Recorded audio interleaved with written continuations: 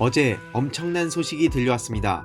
버닝썬 게이트 수사의 정점인 가수 승리 씨가 불구속되었다는 소식인데요. 이로 인해 많은 국민들이 화가 난 상황입니다. 상황을 아주 간략하게 요약해 보겠습니다.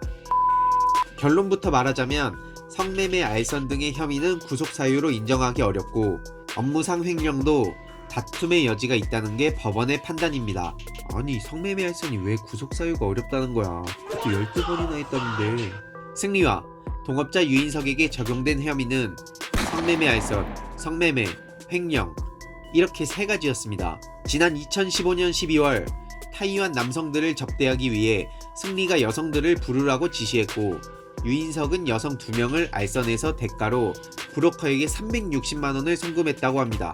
며칠 후 일본인 투자자 일행 9명에게도 성매매를 알선했죠. 그리고 호텔비 3,700만원을 승리가 YG 법인카드로 결제했다고 합니다. 2015년 12월부터 다음해 1월까지 경찰이 확인한 성매매 알선만 하더라도 무려 12차례랍니다. 12차례.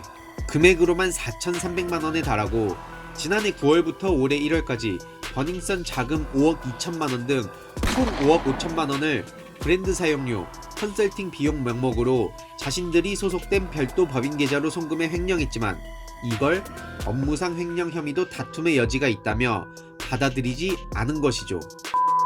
심지어 승리는 귀가한 후 아무 일도 없듯이 체육관에 들러 운동을 했다고 합니다. 과거 승리가 이런 말을 했죠. X 같은 한국법 사랑한다.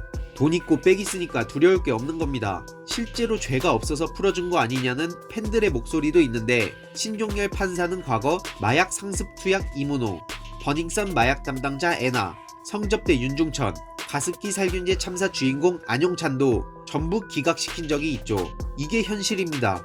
이래도 죄가 없어 보입니까? 이번 상황은 정치를 모르는 사람들조차도 엄청나게 이상하다는 걸 느끼고 있습니다. 심지어 대통령이 직접 철저한 수사를 지시했는데도 불구하고 이러한 결과가 나왔기 때문이죠. 경찰은 법원 판단을 존중하여 영장 재신청도 안 한다고 하는데요. 이게 말이 된다고 보십니까? 이 와중에 대통령이 바뀌어도 아무 의미가 없다라는 의견이 자주 보입니다. 하지만 이건 큰 착각입니다. 만약 대통령이 사법부를 직접 건드린다면 삼권 분립을 훼손시킨다며 엄청나게 공격을 할 것이고 자체적으로 바뀌길 기다리자니 현실적으로 불가능한 이야기이기 때문이죠. 그래서 꾸준히 국민들과 정부는 공수처 설치 도입을 주장하는 것이고 이외로도 사법개혁이 필요하다고 목소리를 내는 것입니다. 어때요?